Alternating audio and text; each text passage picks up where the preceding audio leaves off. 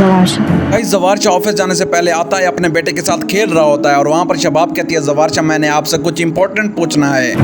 वो लड़की उस दिन वह बहुत ज्यादा चालाक होती है। ये जवारशा से निहाल के बारे में पूछ रही होती है कि आखिर उस दिन निहाल हमारे घर क्यों आई थी। यहाँ क्यों आई थी। हालांकि शबाब को सब कुछ पता होता है कि निहाल के साथ क्या हुआ और निहाल को जिंदा दफना दिया गया है, लेकिन वो उस दिन हंस भी रही होती है। लेकिन जवारशा के सामने अच्छा बनने के लिए वो निहाल का पूछ लेती है। हम सब पकड़ी जाएंगे। इसके बाद जवारशा के जो बहन भाई होते हैं वो दिल में डर रहे होते हैं, क्योंकि जवारशा को अब कुछ ना कुछ शक हो रहा होता है कि निहाल को इन लोगों ने गायब कर दिया।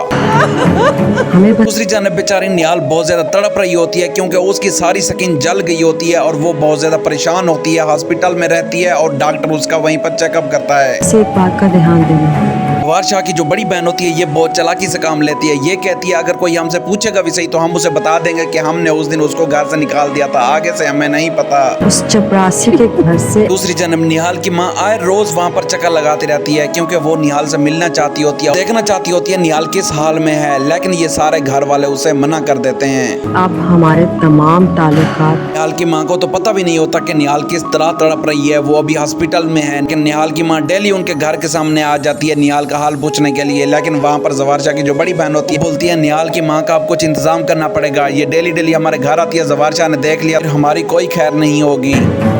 जानती हो जब का जिस हॉस्पिटल में ट्रीटमेंट चल रहा होता है वहाँ पर जो डॉक्टर होता है वो इसे अपनी बेटी समझकर इसे ट्रीट करता है। फिर निहाल उसे अपना सारा हाल बता देती है कि उसके साथ क्या क्या जुल्म हुआ है। नहीं बीच रास्ते पे छोड़कर चले जाते हैं तो कैसा लगता है। डॉक्टर साहब निहाल को बोलते हैं कि मैं बेटा अब तुम्हें घर छोड़कर आऊंगा। निहाल बोलती है मेरा कोई भी नहीं है, क्योंकि मुझे सारे रास्ते में छोड़कर गया। ये जो मेरा अभी हाल हुआ पड़ा है ये मेरे घर वालों की वजह से हुआ है। उस लड़की ने शबाब के शोहर को। दूसरी जानब जवार और शबाब बहुत ज्यादा खुश होते हैं। हुनैन जब से उनकी जिंदगी में आया होता है उनकी जिंदगी को चार चांद लग जाते हैं। सालों बाद औलाद।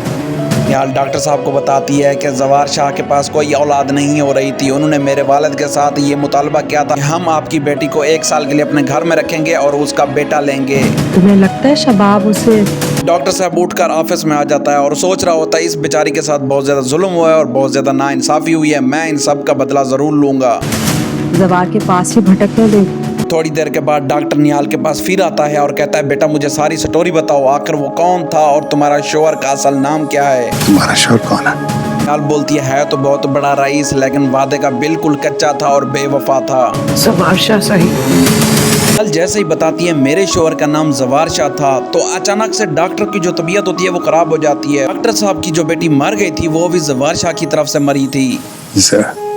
जवारशा। जहाँ तक मुझे लगता है ये डॉक्टर और निहाल मिलकर बदला लेंगे। वहीं डॉक्टर साहब निहाल को अपनी बेटी मान लेता है और निहाल को अपने घर में ले जाता है और निहाल को ऐसी खुशियां देता है कि निहाल ने उसके बारे में सोचा ही नहीं था। निहाल की अपनी गाड़ी होती है और निहाल एक बहुत बड़ी बिजनेसमैन बन जाती है। फिर से जवारशा की जिंदगी में आती है जवारशा को तबाह करने के लिए और उसके घर वालों को तबाह करने के लिए। वो जावेद और जवारशा की बड़ी बहन वो सबको खत्म करने के लिए आती है। अगर आपको हमारी वीडियो अच्छी लगती है तो काइंडली लाइक एंड सब्सक्राइब जरूर किया करें।